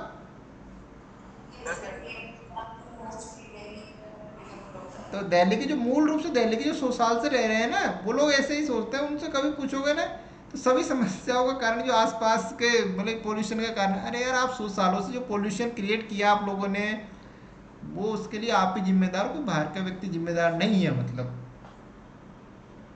ठीक है। तो मतलब मैं मानता हूँ वो भी थोड़ा बहुत पराली का भी होता है, बट मेन तो जो दिल्ली में जो व्हीकल का पोल्यूशन है, जो कंस्ट्रक्शन है, उनसे जो आपकी फैक्ट्रियाँ चल रही है, कितनी फैक्ट्रियाँ चल रही है आसपास, वही जिम्मेदार है ना ज़्यादा। तो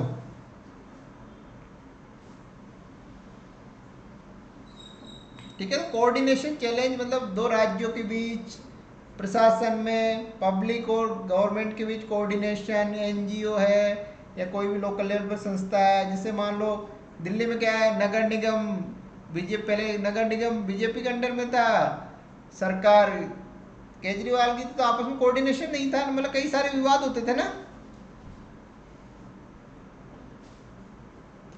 दो अलग अलग पार्टियों की सरकारें बन जाती है कहीं, जैसे नगर निगम में अलग पार्टी का बहुमत है, गवर्नमेंट अलग है, तो बहुत मुश्किल होता है ना कोऑर्डिनेट करना। Yes sir. उनके फंडिंग की पूरी तरीके से नहीं की जाती उन्हें। हाँ तो बस वही सर, ठीक है।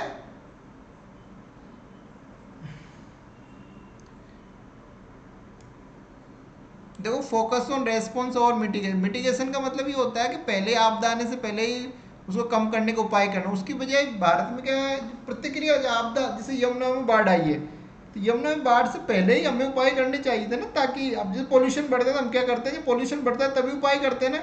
अभी ठीक है, अभी किसी को कोई मतलब नहीं है, कुछ भी करो, जब नवंबर दिसंबर में हालत खराब होगी तभी हम कुछ करते हैं ना। यस।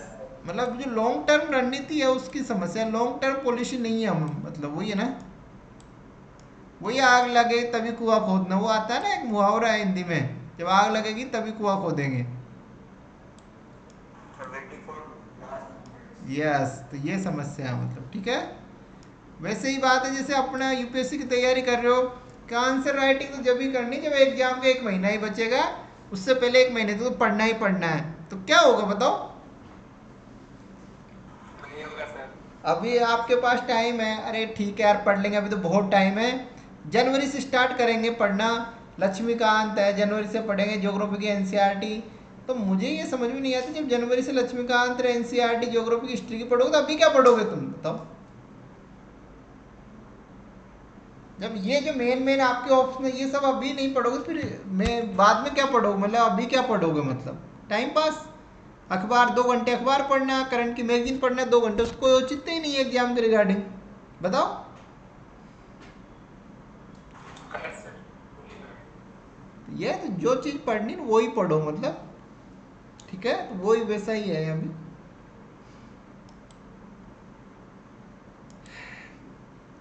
लिमिटेड कम्युनिटी इन्वॉल्वमेंट, जो समुदाय की भागीदारी होती है ना सबकी, वो काफ़ी कम है, मतलब लोकल कम्युनिटीज इन डिजास्टर में प्लानिंग और डिसीजन मेकिंग में उनकी कोई हिस्सेदारी नहीं होती। तो इसके लिए जो इफेक्टिव आउटकम के लिए जो वहाँ के जो लोकल कम्युनिटी है ना, उनको उनको जोड़ा जाए, उनके जो लोकल नॉलेज और रिसोर्सेज है ना उनको मतलब उपयोग किया जाए इसके रिगार्डिंग। तो ये पॉइंट आपको किसी भी क्वेश्चन में, चाहे गवर्नेंस का हो, चाहे इकोनॉमी, एग्रीकल्चर, कुछ भी हो, ये लिखना ही लिखना है आपको ना। यस। अगला, इनएडिक्वेट पब्लिक अवेयरनेस, लोगों में जागरूकता का अभाव है, जानकारी नहीं है, ठीक है। स्लो इम्प्लीमेंटेशन है। देखो यमुना में बाढ़ आ गई, लोग घरों से ही नहीं निकल पाए, तो कितनी लेट, मतलब कितना वो है, मतलब आराम आराम से काम करते हैं लोग, बताओ। Yes sir. ये तो कैपिटल की स्थिति है, आपके राष्ट्रीय राजधानी क्षेत्र की स्थिति है, आप दूसरे इलाकों की तो आप सोचो ही मत हो।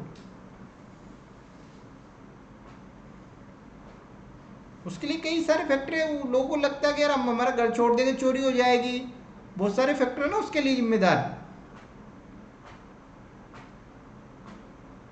यस सर, और ये सब होता भी इसलिए क्योंकि प्रॉपर मैनेजमेंट नहीं होता। Yes correct.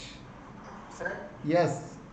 Sir in this regard can the mock drill be the best solution? Yes mock drill अच्छा सोलो होती है ना, मॉक ड्रिल अच्छा सॉल्यूशन, मॉक ड्रिल तो होनी चाहिए ना। जैसे आप मान लो आप आंसर लिख रहे हो यूपीएससी, आप प्रैक्टिस नहीं करोगे तो कैसे मैनेज कर पाओगे बताओ। तो वही है, जब तक आप प्रैक्टिस ही नहीं करोगे, मॉक ड्रिल नहीं होगी, तो मॉक ड्रिल तो एक आपदा प्रबंधन में मॉक ड्रिल एक अनिवार्य कॉन्सेप्ट है, पर वो होती नहीं है। हाँ सर, मतलब अगर देखा है तो मॉल वगैरह वहाँ किसी पर्टिकुलर एरिया में होती है, लेकिन आपके जो प्लेस पर रहना वहाँ पे इम्प्लीमेंट की जाती है इसको। बिल्कुल बिल्कुल बिल्कुल, ये है ना। पर मॉक ड्रिल के भी दिक्कत ये है ना, इंडिया में पॉपुलेशन इतनी है यार, मॉक ड्रिल लोगों को पता ही नहीं है, लोग सीरियस में ही, मतलब भारत में क्या लोग जागरूक नहीं, मॉक ड्रिल का पता ही नहीं, अव्यवस्था भी फैल सकती है उससे कई बार, मतलब तो लोगों को पहले जानकारी प्रोवाइड करो, लोगों को नॉलेज होनी चाहिए चीज़ों के बारे में, अब ये सब क्या आपके जो एजुकेशन है ना, आपको जो सिलेबस है उसमें इंक्लूड करना चाहिए 11-12 तक, मतलब पर है क्या डिजास्टर मैनेजमेंट का चैप्टर हमारे टाइम पे तो नहीं था, है क्या इतना मतलब उसमें व्यवहारिक जानकारी प्रोवाइड करे, है क्या? नहीं तो सारी स्ट्रीम को अवेलेबल नहीं है, लेकिन होना चाहिए। होना चाहिए ना, ये आपके ये तो एजुकेशन सिस्टम का, जैसे एनवायरनमेंट पोल्यूशन है, ई वेस्ट है, ये सब तो आपके देखो एनवायरनमेंट के रिगार्डिंग ये आपके सिलेबस में होना ही चाहिए, मतलब ये सब जो सब पढ़े 10 तक तो कम से कम, क्योंकि यार ये आज के समय की आवश्यकता है मतलब।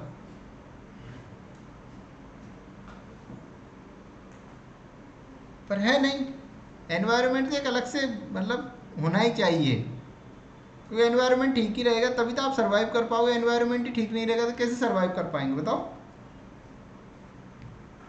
पॉसिबल नहीं है सर बिल्कुल। अब पता नहीं यार, अब बैठे ऊपर बैठे लोग क्यों नहीं इंक्लूड करते हैं, समझ ही नहीं आता कैसे कैसे लोग हैं जिनको कोई मत वही है ना, पर ये तो इंक्लूड करना ही चाहिए ना। जैसे खाने की बर्बादी है, जैसे शादियों में खाने की बर्बादी है, इस टाइप महिलाओं के ऊपर अत्याचार इस टाइप की, या गरीब, ये कुछ जो चैप्टर ये हमेशा मतलब आपके सिलेबस में इनमें इंक्लूड होने ही चाहिए, मतलब स्वास्थ्य संबंधी जानकारियाँ बेसिक, पर क्या कुछ शामिल कर ले तो लोग उसका विरोध करने लग जाते, समस्या ये भी था ना सोसाइटी की।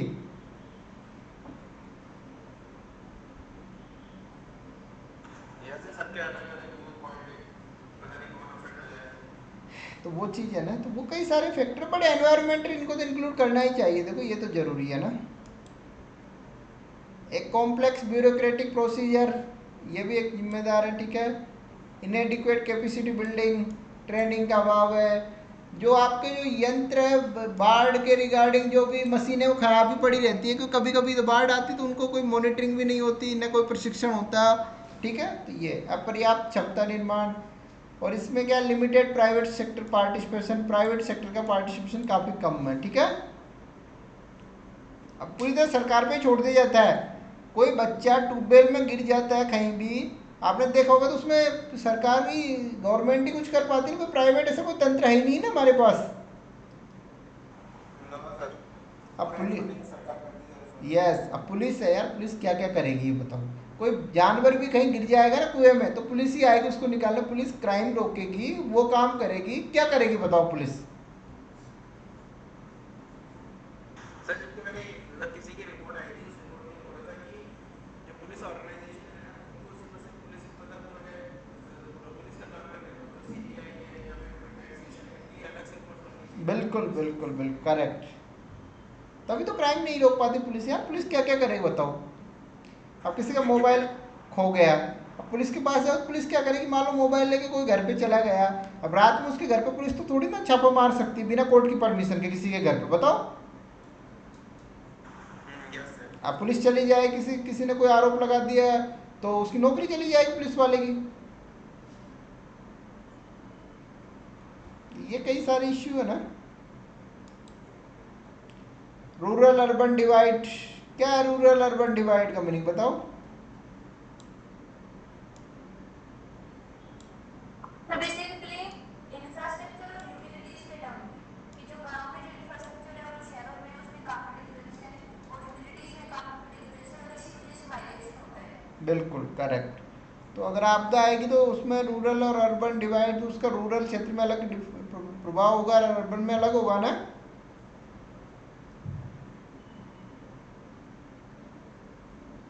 दोनों को डिफरेंट तरीके से प्रभावित करेगी ना चीज़ें। और सर अभी तो गवर्नमेंट की पॉलिसी हो कि अर्बनाइजेशन ना हो, गांव में ही इतनी सुविधाएं दी जाए कि लोग शहरों की तरफ ना जाए, क्योंकि शहर शहर ऑलरेडी काफी कंजस्टेड है, और बिल्कुल शहर में जो इंफ्रास्ट्रक्चर है यूटिलिटीज है उनके ऊपर ऑलरेडी बहुत ज्यादा प्रेशर है, वो बिल्कुल उससे ज्यादा टॉलरेट नहीं कर पाएंगे। करेक्ट। देखो शहर में लोग क्यों जाते हैं, देखो पहली तो एक तो रोजगार के लिए एक तो कारण हो गया, तो अगर ग्रामीण क्षेत्र में एग्रीकल्चर सेक्टर को बढ़ावा दिया जाए, या आप एग्रीकल्चर को डेवलप करो, एग्रीकल्चर का डाइवर्सिफिकेशन करो, और जो कुटीर उद्योग है आपके, कॉटेज इंडस्ट्री है, छोटे पैमाने जो स्मॉल स्केल इंडस्ट्री, इनको बढ़ावा दो तो काफ़ी हद तक कंट्रोल हो सकता है ना। दूसरा, आप चिकित्सा सुविधाओं के लिए जाते हो, अगर हेल्थ फैसिलिटी आपको गांव में मिल जाए तो शहर में कौन जाए, कोई नहीं जाना चाहेगा ना। Yes sir. तीसरा, एजुकेशन के लिए जाते हैं ना लोग, अगर एजुकेशन मान लो आपको यूपीएससी की तैयारी गांव में ही आपको सुविधाएं मिल जाए तो कौन दिल्ली जाएगा, मतलब कोई नहीं जाएगा ना दिल्ली। हाँ सर। ठीक है।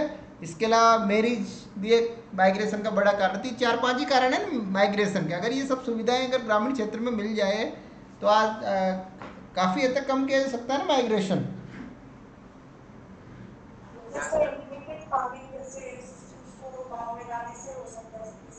यस।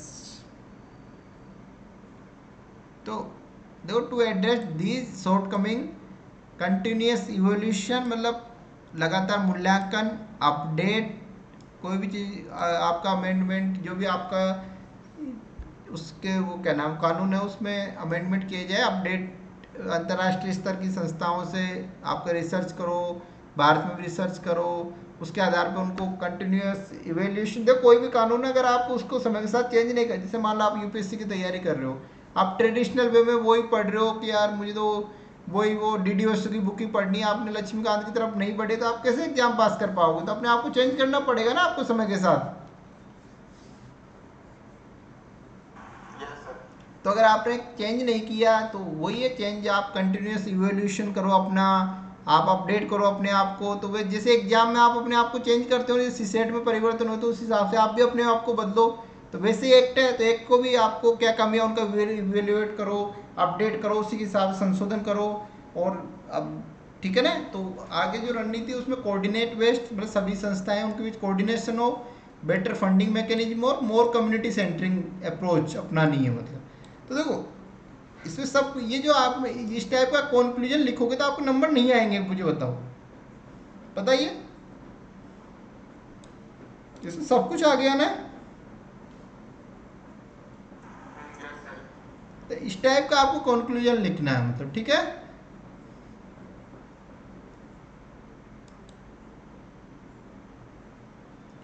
तो ये हो गया। तो इंस्टीट्यूशनल फ्रेमवर्क क्या है, तो डिजास्टर मैनेजमेंट एक्ट ये ठीक है। तो इसमें तो आपका यही हो गया, नेशनल डिजास्टर मैनेजमेंट अथॉरिटी हो गया, नेशनल एग्जीक्यूटिव कमेटी हो गया ना। देखो जो पॉलिसी बनाई जाती है ना एनडीएमए के द्वारा, उनको लेड आउट मतलब उनको क्रियान्वित करने के लिए ये जिम्मेदार है नेशनल एग्जीक्यूटिव कमेटी, ठीक है। तो नेशनल डिजास्टर मैनेजमेंट अथॉरिटी की अध्यक्षता कौन करता है, चेयरमैनशिप कौन कौन चेयरमैन इसका, पीएम। Prime minister. और ये नेशनल एग्जीक्यूटिव कमेटी का हेडेड बाई, सर ये होम सेक्रेटरी है। यस, होम सेक्रेटरी है ना। तभी कौन है होम सेक्रेटरी, उसको एक अभी कल परसों 1 साल के लिए टर्म बढ़ा दिया उनका।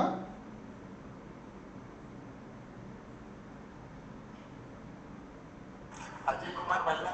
यस, अजय कुमार भल्ला 2020 में रिटायर होने वाले थे, पर अब उनको बढ़ा दिया, 3 साल हो गए बढ़ाते बढ़े, ठीक है। एक national institute of disaster management, ठीक है। तो आपका भी सपना होना चाहिए 21, 22, 23, 24, 25 साल की एज तक आईएएस बनो, तो आपकी आप भी सेक्रेटरी वगैरह बनो, ठीक है ना। Yes sir. और जो अच्छा वर्क करता है ना सिस्टम में, और जो अच्छा काम करेगा, सबसे कोऑर्डिनेशन के साथ वर्क करता है ना, तो अशोक खेमका भी सबको बनने की जरूरत नहीं है, ऐसे भी नहीं चलता काम। तो अच्छा वर्क करेगा उसकी सब इज्जत करते हैं, और उसको हमेशा अधिकार जो नेता वगैरह साथ रखने के लिए, तो अच्छे वर्क करने वालों को कोई प्रॉब्लम नहीं होती कभी भी, ठीक है ना। पर थोड़ा क्या बैलेंस से अप्रोच में काम करना पड़ता है, थोड़ा सबसे संबंध खराब किसी से मत करो, काम अपने हिसाब से करो, पर वो होता है ना लड़ाई दंगे फसाद मत करो, ये ठीक है। तो अगर आप वर्क करोगे तो आपकी इज्जत की जाएगी, कोई भी हो, ठीक है ना।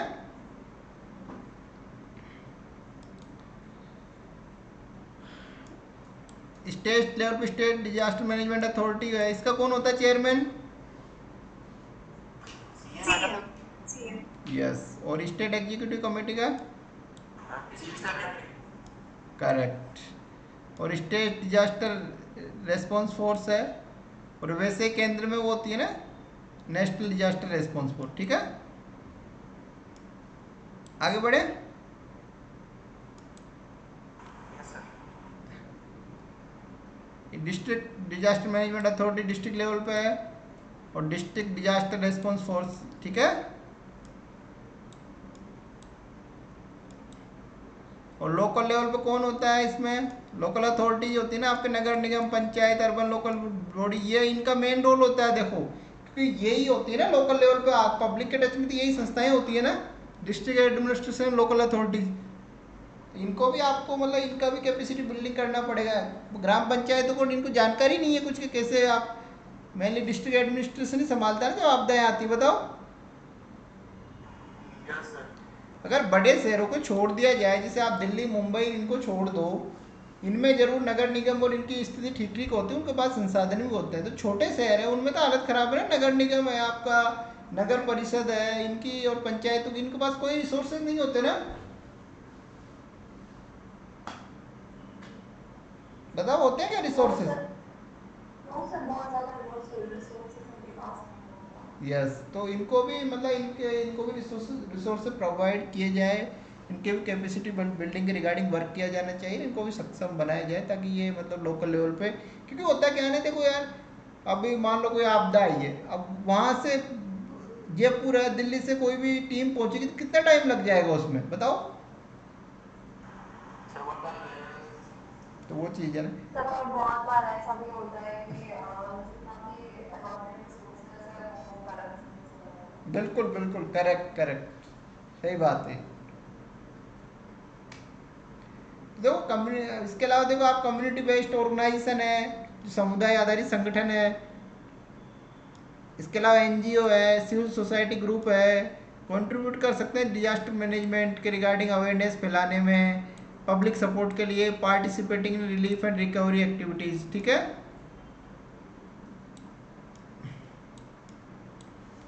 The institutional framework establish by disaster management act 2002 ensure coordinate and effective approach to disaster management in India.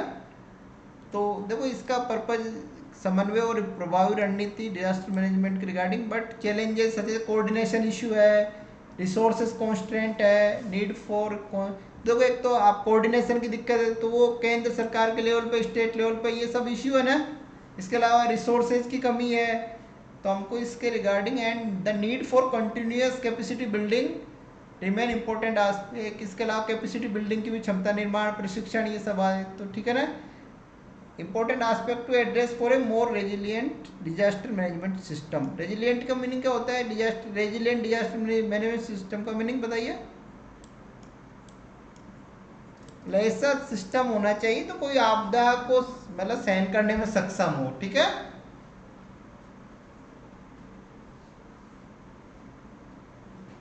आगे बढ़े।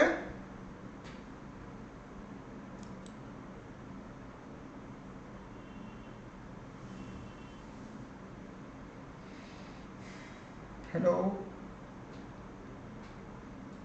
Yes sir. यस, देखो आपकी जो डिजास्टर मैनेजमेंट साइकिल होती है उसमें दो चरण होते हैं, एक तो प्री डिजास्टर, एक पोस्ट डिजास्टर, ठीक है।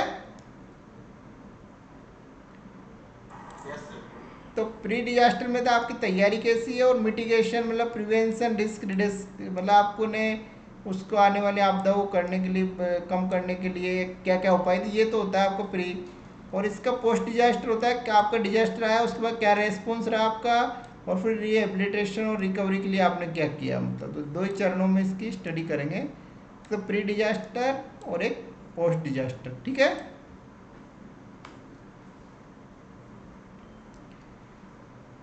एक मिनट, तो बताइए आज तक ये आज का पढ़ा, ये कल डिजास्टर में कंप्लीट करवा दूंगा, समझ आई सब चीज़ें, क्लियर हुआ थोड़ा बहुत? Yes sir.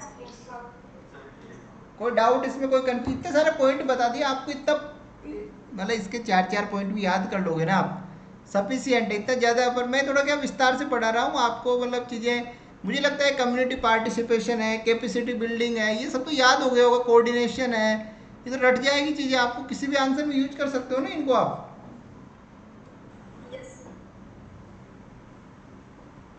और देखो पढ़ते रहो यार, मेहनत करो, एक साल में सिलेक्शन हो जाएगा, मैं बता रहा हूँ आप लोगों का।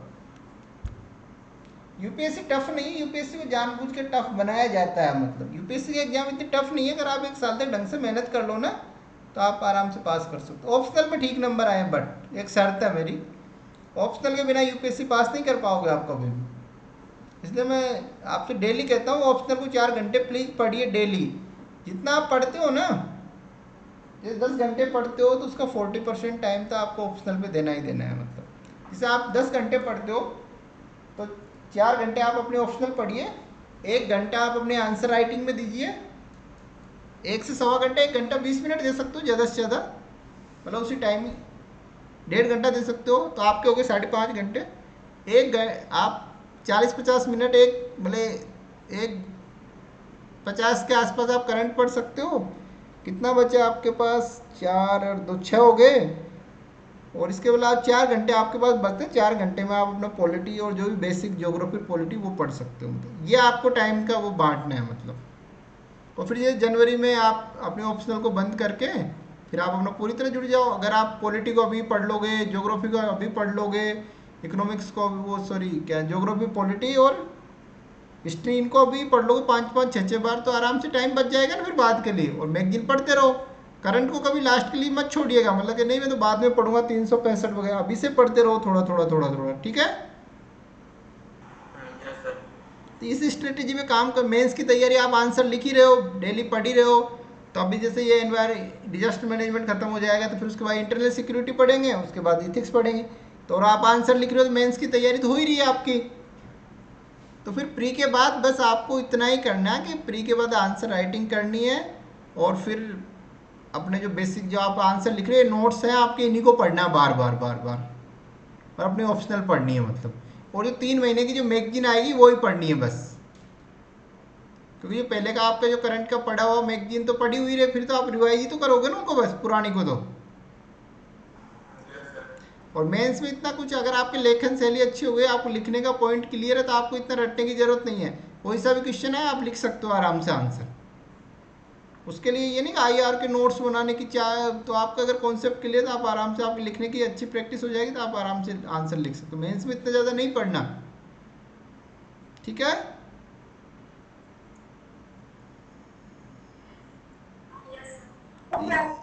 तो इस बेस पे ये बेस है एग्जाम का, इसी बेस पे तैयारी करो तो आराम से सिलेक्शन हो जाएगा मतलब।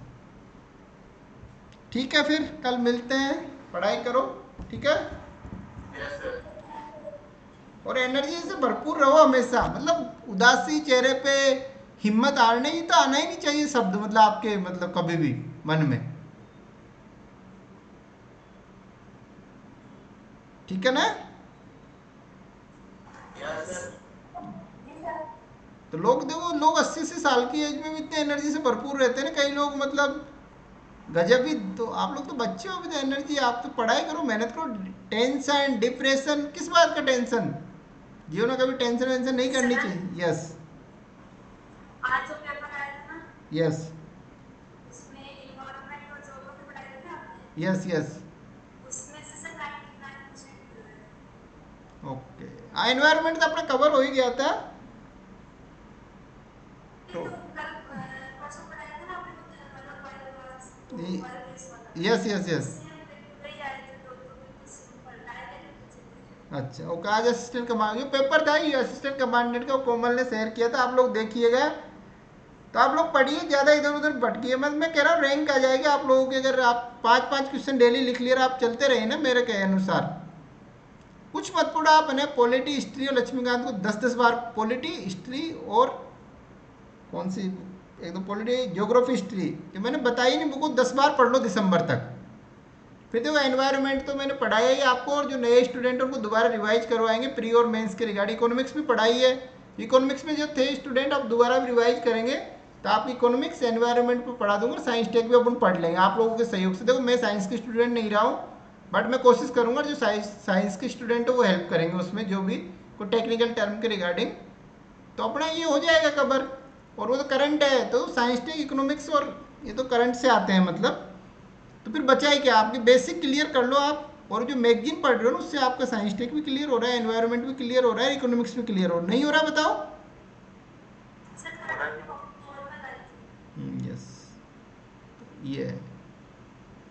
तो आप पेपर देखिएगा, ये क्या यूपीएससी जो पेपर है ना वो देखना चाहिए आप लोगों को, उससे क्या आपको आइडिया लगेगा। जो भी जैसे असिस्टेंट कमांडेंट का पेपर है तो देखिएगा, ये क्वेश्चन के बारे में सोचिएगा यूपीएससी कहाँ से क्वेश्चन पूछती है, तो उनको थोड़ा सा वो है ना, और पढ़ते रहो।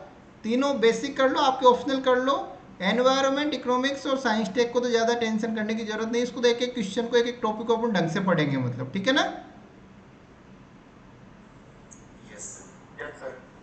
और कोई कुछ बोलना चाहता है अपनी तरफ, पर आंसर डेली लिखो यार, 5 क्वेश्चन, 5। देखो यार मैं क्वेश्चन तैयार करता हूँ, टाइम तो लगता है ना यार। देखो मैंने आज क्वेश्चन भी तैयार किया, पीपीटी भी तैयार की, तो टाइम तो लगता है ना। इधर उधर से मैं मटेरियल कलेक्ट करता हूँ, उसको सिस्टमेटिक वे में जमाता हूँ, टाइम तो लगता है ना उस चीज में। बताओ नहीं लगता है टाइम? ऑब्वियसली सर बहुत लगता है। तो आप बताओ 5 क्वेश्चन लिखना टफ है? मैं तो ये कहता हूँ कि यार मैं तो, मेरा तो ये, अगर आप लिखने वाले हो ना कोई बच्चे, तो मैं 10 क्वेश्चन भी दे सकता हूँ, बट क्या 5 ही नहीं लिख पा रहे, 10 कैसे लिख पाएंगे? और एक और बात बता दूं मैं, ये आप 5 5 लिख रहे हो ना, फिर मैं बीच में इन्हीं क्वेश्चनों में से 20 क्वेश्चन का एक टेस्ट बनाऊंगा पूरा, तो वो टेस्ट भी लूंगा मतलब, पर उसको मैं 3 घंटे के लिए टाइम दूंगा। और देखो मैं मतलब वो आप, कोई उसमें कोई बहाना नहीं चलेगा कि मैं बिजी हूँ, मैं घर में, ऐसा नहीं। मैं जब 12 बजे आपको दिया, 12 बजे आपको टेस्ट भेज दिया जाएगा, और अब मैं आपसे 3 बजे, 3:30, मतलब 3 सवा 3 आपके आंसर शीट मेरे पास आ जानी चाहिए, एग्जाम तरीके से, बिल्कुल एग्जाम टाइप का मतलब। 3 घंटे तक कोई डिस्टरबेंस नहीं किसी प्रकार का, उस टाइप से आपका टेस्ट लिया जाएगा धीरे धीरे। अभी 5 5 क्वेश्चन का आपके लिखने की, ताकि आपको एग्जाम का माहौल डेवलप हो आपके मन में अभी से। जी सर। कर पाओगे? Yes sir. तो ये मेरी मतलब, देखो आप लोग साथ दोगे ना यार, आप लोग पढ़ोगे तो मैं काफ़ी कुछ कर सकता हूँ, पर सब चीज़ें डिपेंड करती है आपकी मेहनत पे मतलब। क्योंकि मेरे लिए मोटिवेशन का एक ही कारण है, देखो मैं तो हमेशा मतलब मैं देखो वो नहीं, मुझे तो करना है। आप धीरे, मैं तो लाइफ, मेरा पर्पज ही यही है ज़िंदगी का, मुझे पढ़ाना ही है मतलब, बच्चों को नौकरी करनी है मतलब, हमें जब तक जीवन है तो मैं तो करता ही रहूँगा, चाहे 2 बच्चे पढ़े, 3 बच्चे पढ़े, 4 बच्चे पढ़े। बट अगर आप लोग मेहनत करोगे, मोटिवेट रहोगे मतलब, तो यार मुझे भी अच्छा वर्क करने का मौका मिलेगा कि यार मैं मेहनत कर रहा हूँ तो उसका मतलब पॉजिटिव रिजल्ट निकल रहा है। अगर कोई पॉजिटिव रिजल्ट नहीं होगा तो क्या फ़ायदा बताओ?